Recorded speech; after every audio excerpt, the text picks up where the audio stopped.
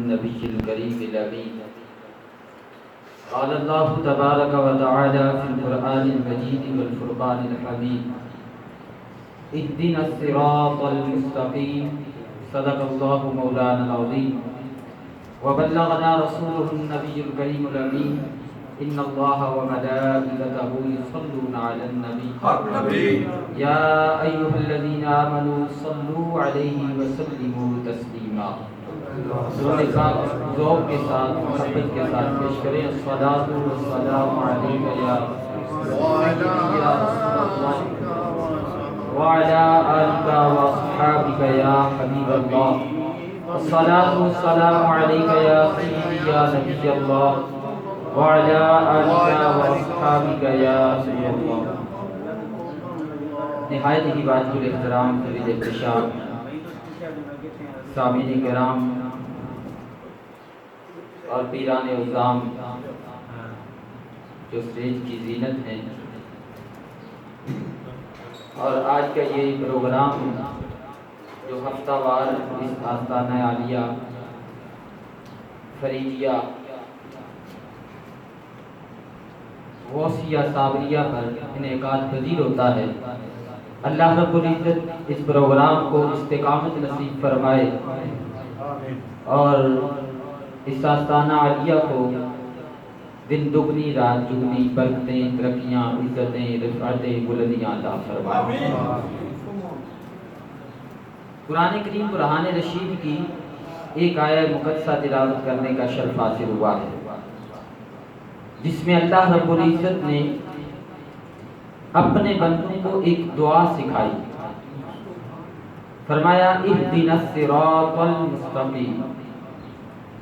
اور یہ دعا ہم روزانہ دن میں ہر نماز کی ہر رکعت میں مانگتے ہیں کہ یا اللہ ہمیں سیدھے راستے پر چلا. یہ سیدھا راستہ کون سا ہے، کن لوگوں کا ہے، اور یہ راستہ کیسے ملے گا؟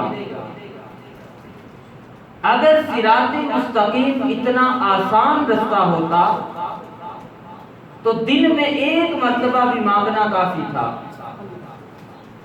5 وقت ہر نماز کی ہر رکعت میں، فجر کی 4 رکعتیں ہیں تو 4 بار دعا کریں، ظہر کی 12 رکعتیں ہیں تو 12 بار دعا کریں، عصر کی 8 رکعتیں ہیں تو 8 مرتبہ دعا کریں، مغرب کی 7 رکعتیں ہیں تو 7 مرتبہ دعا کریں، عشاء کی 17 رکعتیں ہیں تو 17 بار دعا کریں. جب نوافل پڑھیں جتنے پڑھیں ہر رکعت میں دعا کریں. دعا کیا ہے؟ اہدنا الصراط المستقیم. یا اللہ ہمیں سیدھے راستے پر چلا. آپ نے وضو کیا، کسی نے پوچھا وضو کیوں کیا؟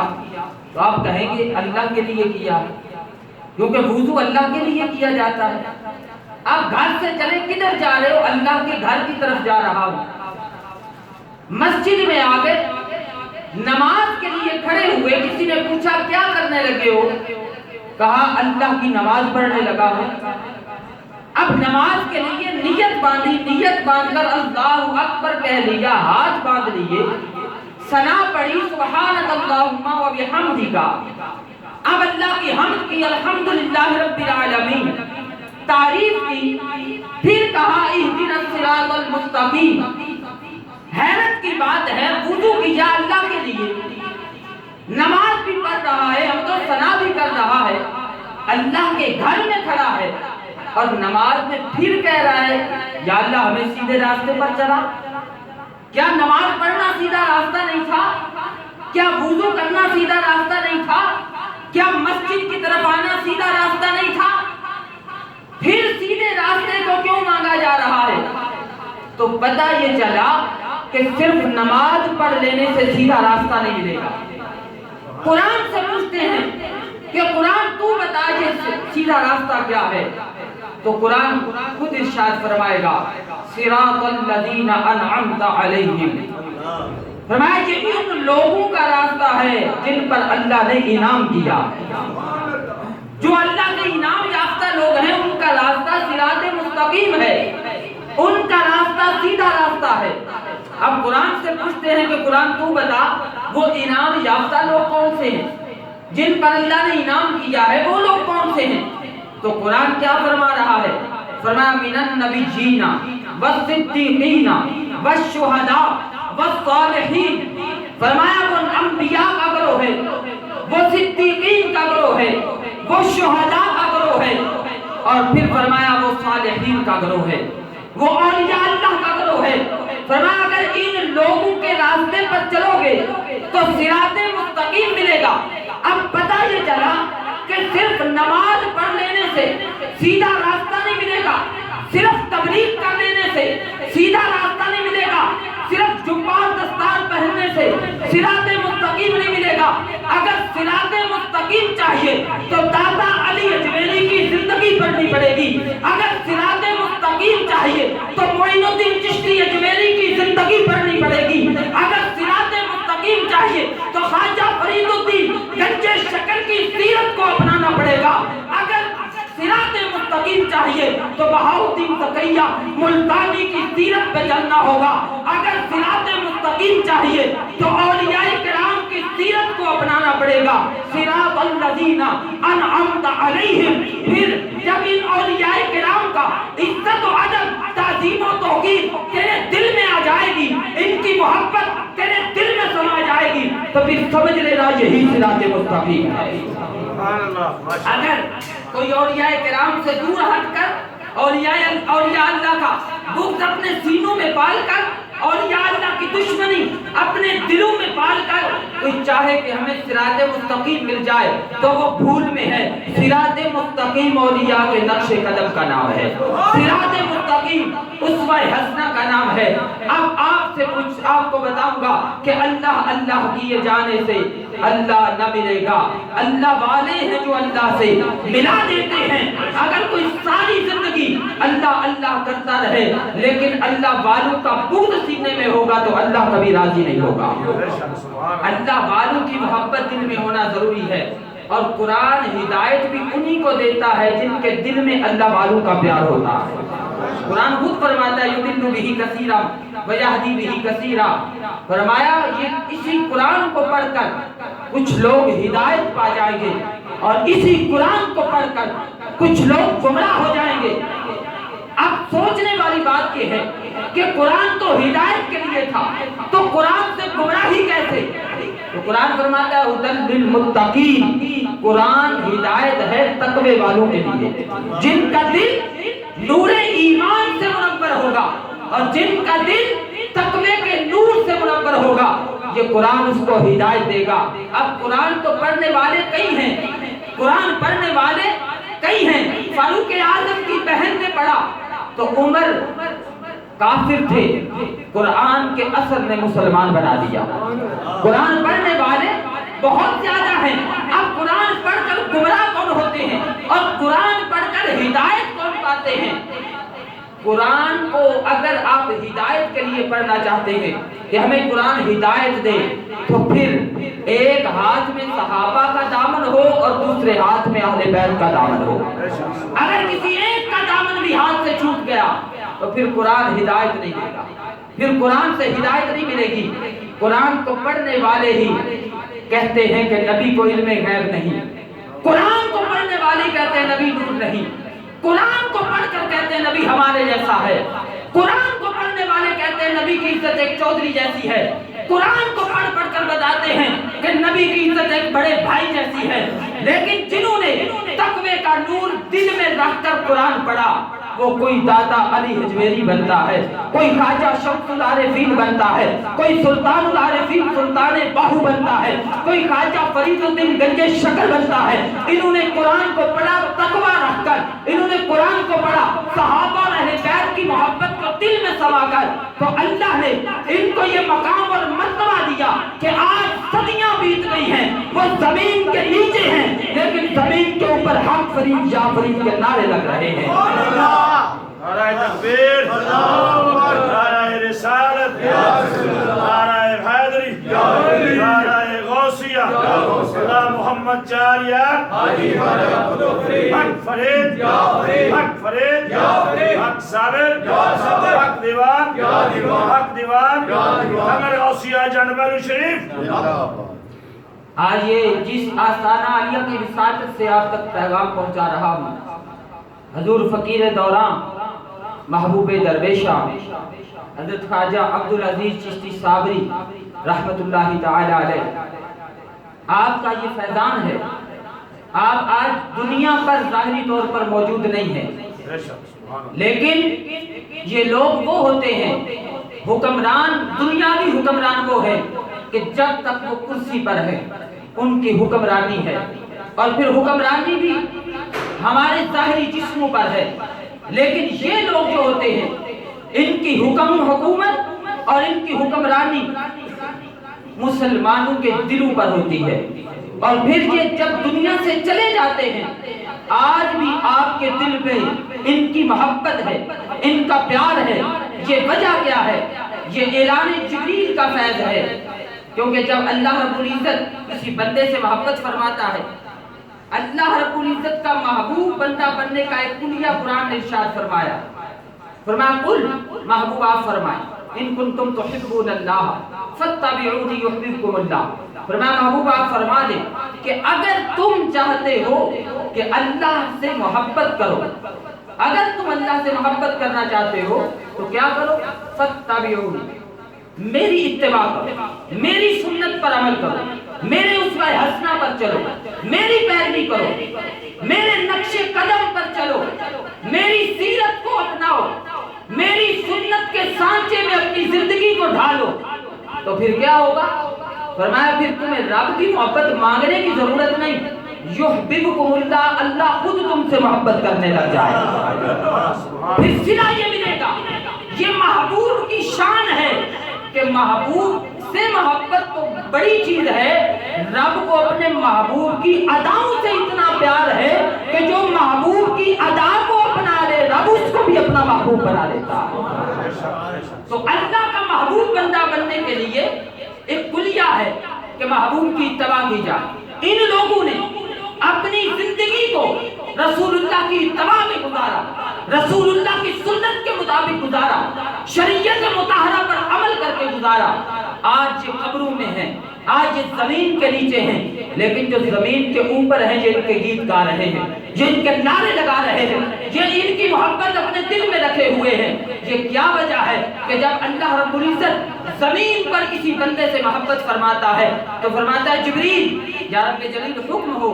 فرمایا جبریل فلاں بندے سے میں بھی محبت کرتا ہوں، تو بھی اس سے محبت فرما. جبریل کو یہ کہا جاتا ہے جبریل اب فرشتوں میں اعلان کرو کہ فلاں بندے سے خدا بھی محبت کرتا ہے، میں جبریل بھی محبت کرتا ہوں، اور اے فرشتوں تم بھی اس سے محبت کرو. اب جبریل کو زمین پر بھیجا جاتا ہے. زمین پر بھیج کر اللہ رب العزت ارشاد فرماتا ہے جبریل یہ اعلان کرو.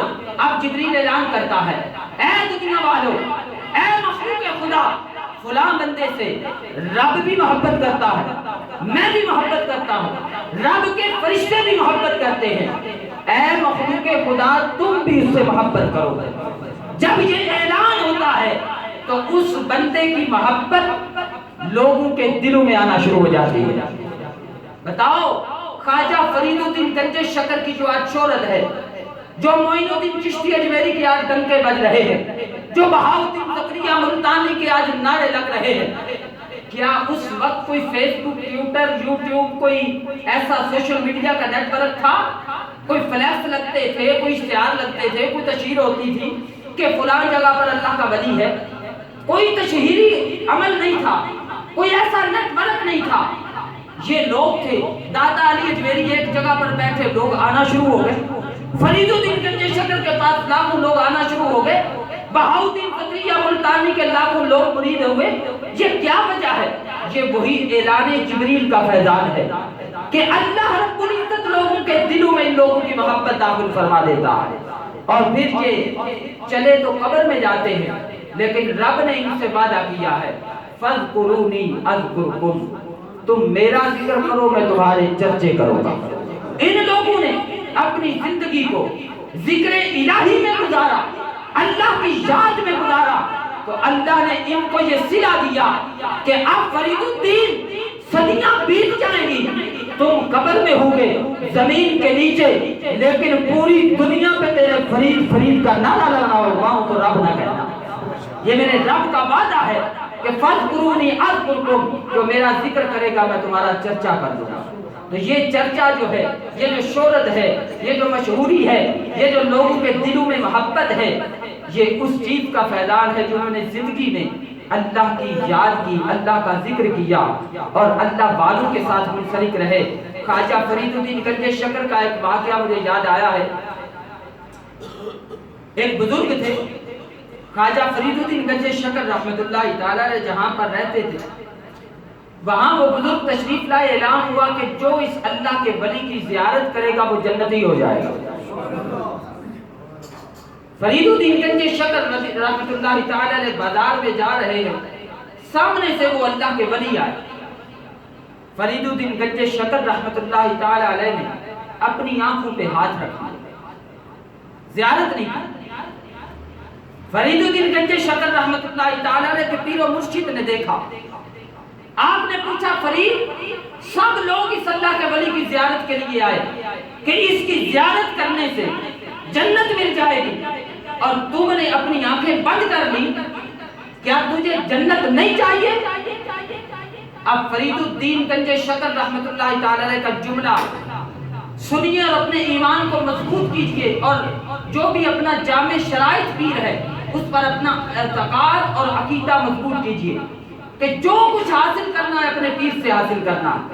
فرید الدین گنج شکر نے عرض کی، مرشد آپ کو میں نے پیر بنایا ہے، آپ کو مرشد بنایا ہے، اب جنت بھی ہم نے آپ سے لینی ہے اور کسی سے نہیں لینی۔ یہ آپ کے پیر سے محبت ہے، اور یہ ایک طریقت کا اصول ہے کہ جو جس کا مرید ہو اس زمانے کے سارے ولیوں سے، سارے پیروں سے اپنے پیر کو افضل جانے، تب اپنے پیر سے وہ فیضان حاصل کر سکے۔ اور جو بوقت بیعت مرید ہوتے وقت جو پیر سے وعدہ کیا ہے، اولیاء کرام نے لکھا کہ 40 سال تک اس وعدے کو توڑنے کا خیال بھی نہیں آنا چاہیے مرید کے دل میں۔ ہم تو بیعت کرتے ہیں، وعدہ کرتے ہیں، باہر جاتے ہی نماز نہیں پڑھتے، حالانکہ پیر صاحب نے وعدہ لیا تھا بیعت کرتے کہ نماز پڑھنی، جھوٹ نہیں بولنا، شریعت کی پابندی کرنی ہے۔ پیر صاحب نے سے عہد کیا تھا، لیکن پہلے رب سے بھی عہد کیا تھا، پہلے رب سے توڑا، پھر پیر سے توڑا، پھر کہتے ہیں جی پیر سے ملا کچھ نہیں، پیر سے فیضان، بھئی پیر سے سب کچھ ملتا ہے۔ اب یہ لائٹ ہے نا، اب پیچھے ٹرانسفارم سے تو اتنے ہزار وولٹ کی بجلی آ رہی ہے، اور اگر ادھر سے آپ بٹن آن نہ کریں تو آپ کہیں جی ٹرانسفارم میں نقص ہے یا ٹرانسفارم میں بجلی نہیں ہے، بھئی آپ کا بٹن خراب ہوگا، آپ نے بٹن دبائیں گے تو آپ کا بلب جلے گا۔ تو پیر صاحب کی طرف سے فیضان آ رہا ہے، آپ کے اندر خرابی ہے، آپ نے وہ بٹن دبانا ہے جو پیر نے تمہیں عطا کیا۔ وہ بٹن کیا ہے؟ وہ پیر کی پیروی ہے، وہ پیر کی اطاعت ہے، کیونکہ مرشد بنایا تھا، اور مرشد کا معنی رہنمائی کرنے والا، ہدایت دینے والا۔ تو جب مرشد رہنمائی کر رہا ہے تو پھر مرشد کے پیچھے چلو۔ اور اولیاء کرام نے یہ بھی لکھا، علماء نے فرمایا ہے کہ جب پیر پکڑنے لگو، پیر کی بیعت کرنے لگو تو آنکھیں کھول کر مرید ہو۔ یعنی آنکھیں کھولنے کا مطلب یہ کہ اس کو پوری طرح پہچانو، کیا یہ شریعت کا عامل ہے، کیا یہ شریعت کا پابند ہے، کیا یہ مجھے حضور علیہ السلام تک پہنچائے گا۔ اور جب وہ شریعت کا پابند ہو اور آپ نے بیعت کر لی تو اب اپنی آنکھیں بند کر لو اور اس پیر کے پیچھے اندھوں کی طرح چلو، کیونکہ اب تیرا رہنما تیرا پیر ہے، اور تیرے پیر کی آنکھیں ہیں، اور تیرا پیر تیری رہنمائی کرنے کے لیے کافی ہے۔